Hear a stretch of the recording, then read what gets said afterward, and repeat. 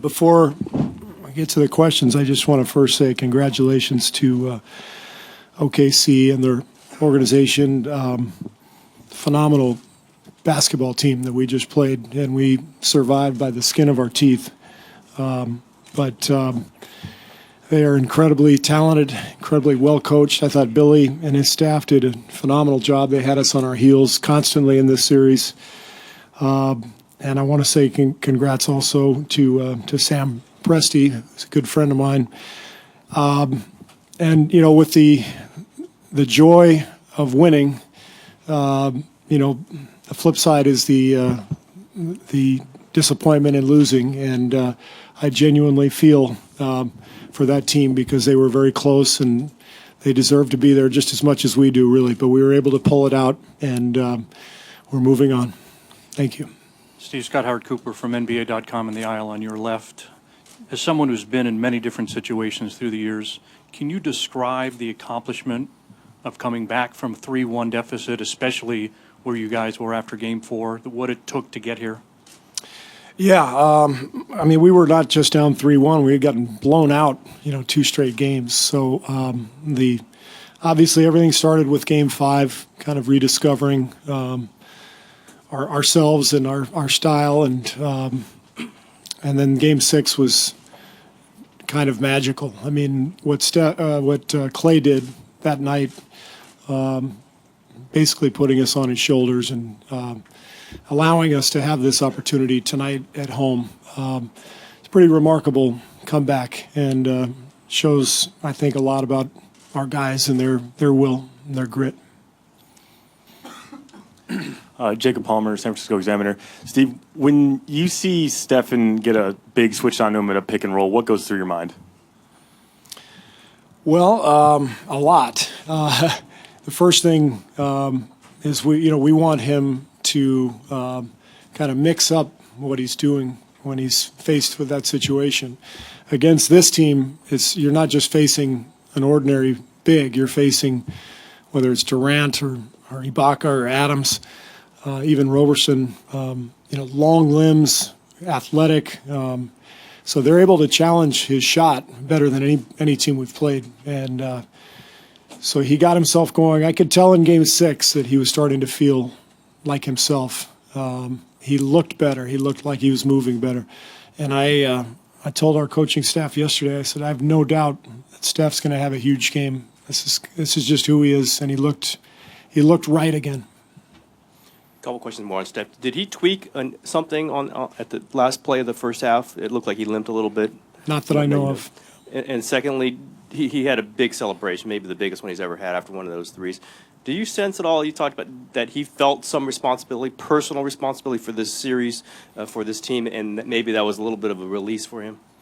Well, the one thing with Steph is he understands that with all these accolades, MVPs, commercials, with all that comes great responsibility to his team, to the organization, the fans.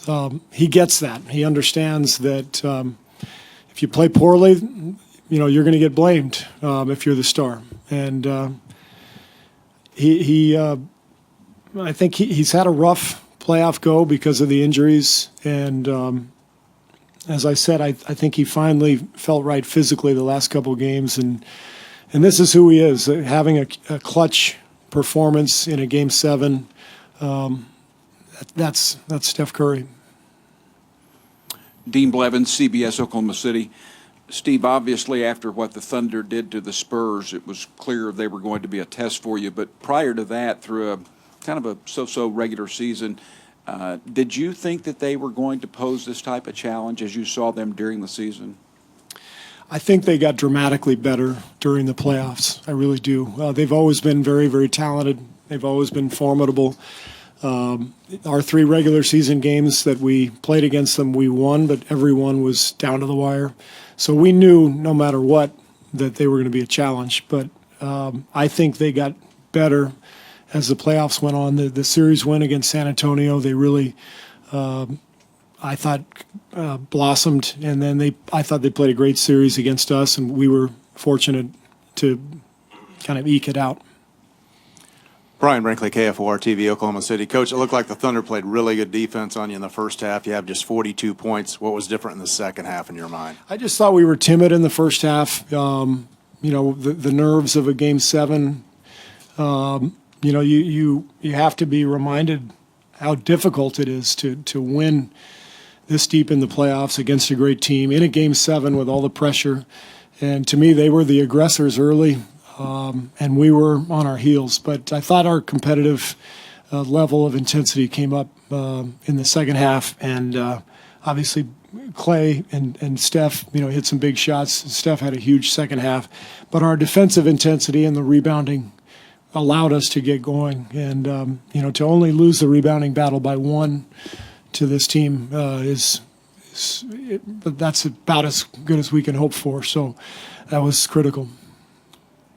Carl Stewart from the Bay Area News Group. Obviously, Steph has fought through a lot of health issues, but there still seems to be that undercurrent of question marks about his toughness. But when you see a play like at the end of the first half where he takes it in, throws up that layup, I mean, why do these questions keep being raised about Steph's toughness?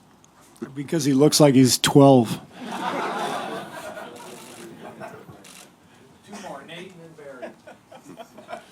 Coach, Nate Duncan from the Cauldron. They got 50% of their misses back in the first half. How were you able to clean that up in the second half, and what went wrong in the first half?